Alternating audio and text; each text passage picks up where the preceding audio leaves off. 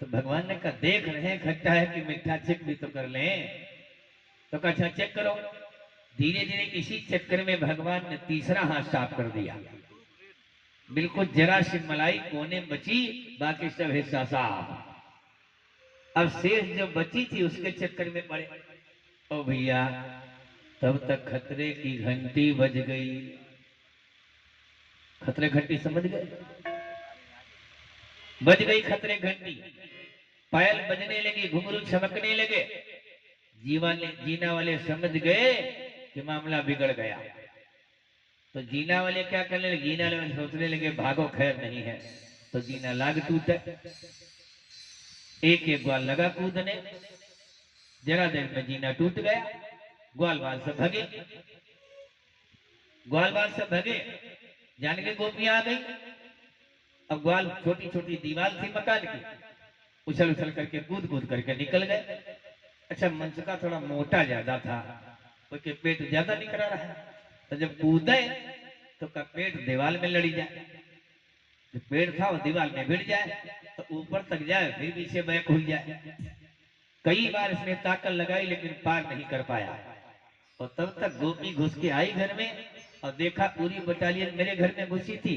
तब तक मंचुका को उछलते देखा तो दौड़ी और दौड़ करके ऐसा पीठ पर घूसा घुमाया घुमाया मंचुका के। और घूसा तो मंचुका खा गया, लेकिन वही घूसा मंचुका के लिए टानिक का काम कर गया। इतनी तेज घूसा पड़ा पीठ पर, लगाई ताकत और धनाक से जाकर के उधर गिरा और भाग पड़ा। सोचा बच गए बच गए, अगर दोबारा हाथ घूम जाता तो मर जाते। अब गोपी ने देखा सारा सब मामला हमारे घर में भरा।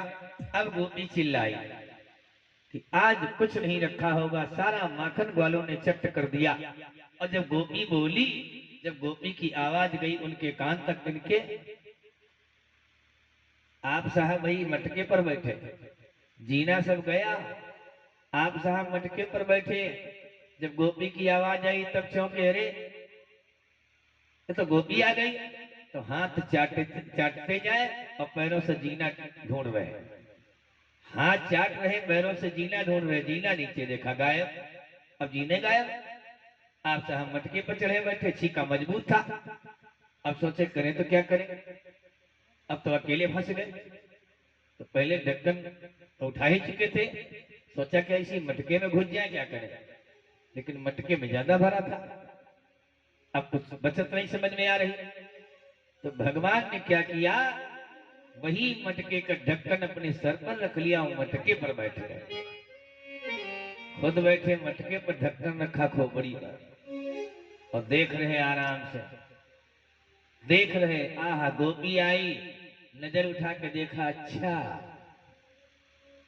चोरों के सरदार आज तुम फंसे हो। उठाया सीढ़ी, लगा करके सीढ़ी नीचे उतारा और थोड़ा सा बैलून घुमाया, कान पकड़ के घुमाया। कैसे आए? तो भगवान तो लीलाधारी थे ही, लगे उन्होंने, हम कहाँ चोरी करते, हम कहाँ चोरी करते, हम कहाँ चोरी करते। मंचुका हमको यहाँ बिठा गया, माल माल अपना खा गया, मार खिलाने के लिए हमको छोड़ गया। ए लाला, ये बहानेबाजी से काम नहीं चलेगा। आज मैंने तुझको रंगे हाथों पकड़ा है। तेरी माता कहती है कि मेरा लाला चोरी नहीं करता है। जब उलाहना लेके जाओ तो उल्टा तेरी माता लड़ती है। आज मैं तेरी माता यशोदा को दिखाऊंगा कि तू चोरी कैसे करता है। आज मैं तुझे छोड़ूंगी नहीं और तेरी माता को यही बुला के लाऊंगी। भगवान रोते रहे, निवेदन करते रहे, अब चोरी नहीं करूंगा, अब चोरी नहीं करूंगा, हमें छोड़ दो, चोरी नहीं करेंगे। लेकिन गोपी को दया नहीं आई। उसने भगवान कन्हैया को पकड़ करके कमरे में बंद कर दिया और डाल दिया ताला, चाबी रख दिया बाहर अलमारी में और चली उलाहना देने। अच्छा, इनके लोगों में एक आदत है, अगर उलाहना देने चले तो भले दूसरे मोहल्ले में उलाहना देना हो, लेकिन यहीं से रिपोर्ट गाती हुई चलेंगे, भाषण यहीं से शुरू हो जाएंगे, चाहे कोई रास्ते में दिखाए चाहे ना हो। भाषण दरवाजे से चालू। अब चिल्लाती चली तो दूसरी सखी मिल गई, पूछने की बहन क्या बात। तो क्या बात, वो यशोदा का छोकरा क्या है, यशोदा का कलूटा आज मेरे छीके पर चढ़ा बैठा। और बताने लगी हाल चाल। तब तक तीसरी मिल गई, तब तक चौथी मिल गई, फिर पांचवी मिल गई। इनको रास्ते में सारी खबर बताते बताते काफी समय लग गया। अच्छा, ये जा रही यशोदा मैया से बताने, ये निकल गई दूसरे मोहल्ले में। तब तक उसी गोपी का पति आ गया, गोपी का पति आ गया ग्वाला। और जब ग्वाला आया, अंदर घुसा, आवाज लगाया, कहाँ गई हो, कहाँ गई हो।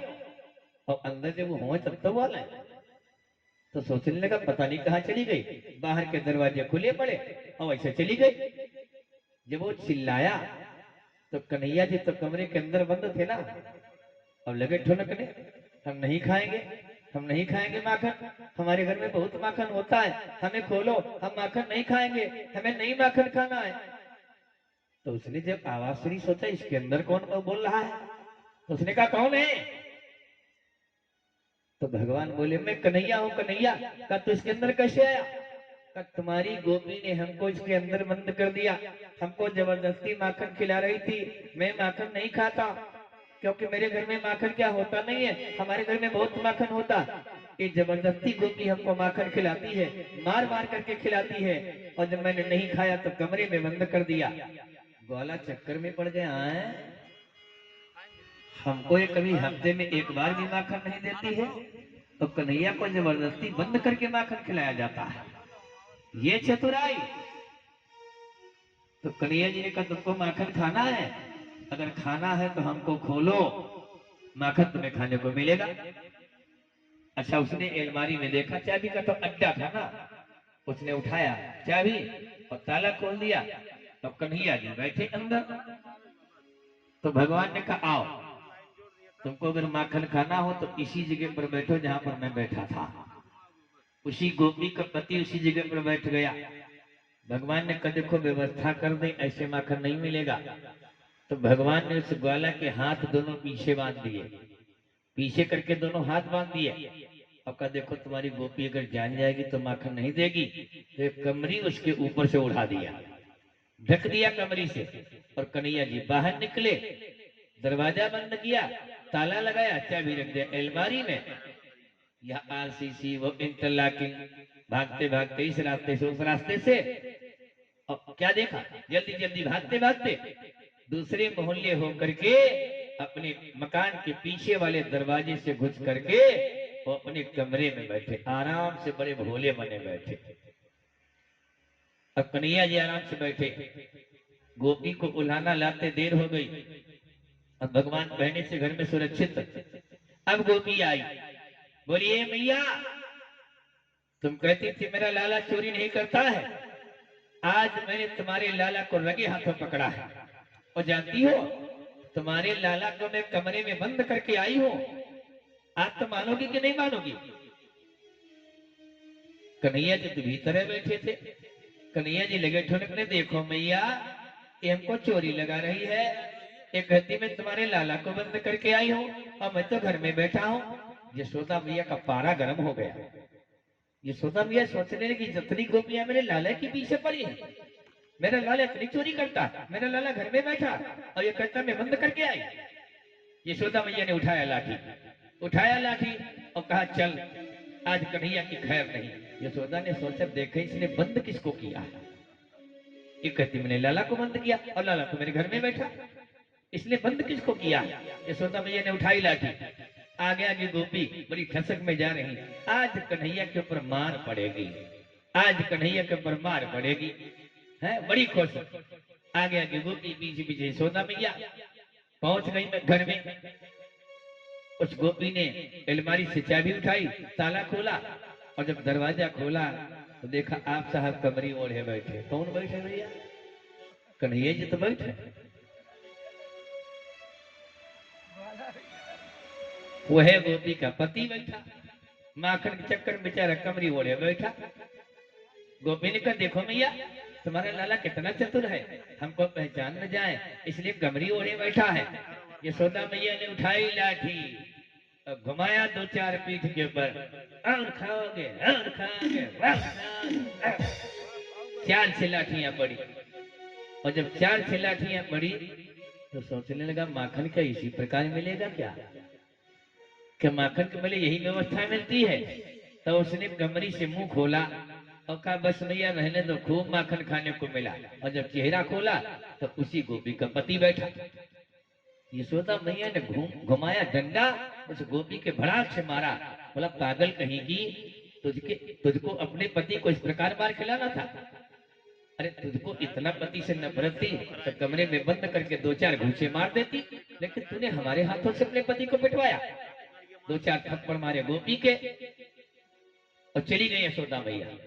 और उनके 4 लाठी पड़ी गई पीठ पर, हड्डी पसड़ी सब बराबर हो गई। अब गोपी पूछे के तुम कैसे यहाँ आए गए हो? तो भगवान ने कहा, उसके पति ने कहा तुम जाओ यहाँ से, जो तुम न करो तो थोड़ा ही है, तुम्हारे चक्कर में मार मैं खा गया। कहा तुम आए कैसे? तब उसने सारी लीला बताई, जैसे मैं आया। आज गोपी बड़ी गदगद हो गई, वारे कन्हैया तुमको हमने कमरे में बंद कर दिया, फिर भी तुम पकड़ में नहीं आए, फिर भी तुम छोड़ करके निकल गए, कितने तुम लीलाधारी हो। इसी प्रकार भगवान गोपियों को नित्य नई नई लीलाएं दिखाया करते थे, अपने गोपियों को आनंदित किया करते थे। इस प्रकार की लीलाएं करते हुए भगवान की लीला आगे बढ़ रही है। और जितने भगवान कन्हैया आगे बढ़ रहे उतने कंस की चिंताएं बढ़ती जा रही है। एक दिन कंस दरबार में व्यास बैठा है, नारद जी पहुंच गए। नारद जी ने कहा राजन आज बड़े उदास दिखाई पड़ते हो, बात क्या है? तुमको तो मोटे ताजे होना चाहिए और तुम दिन पर दिन सूखते चले जा रहे हो।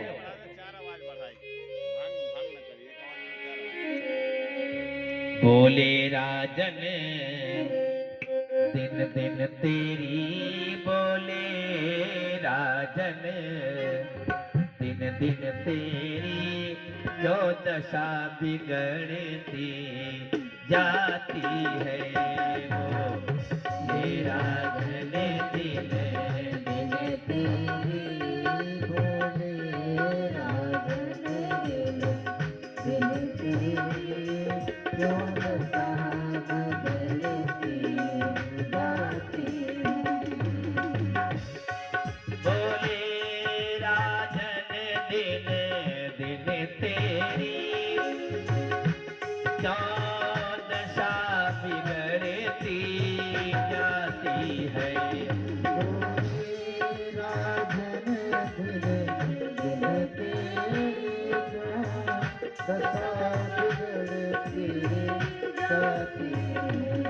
दिन है बसंत के मिलने के, हाय दिन है बसंत के खिलने के, पर कली सूखती जाती है। दिन है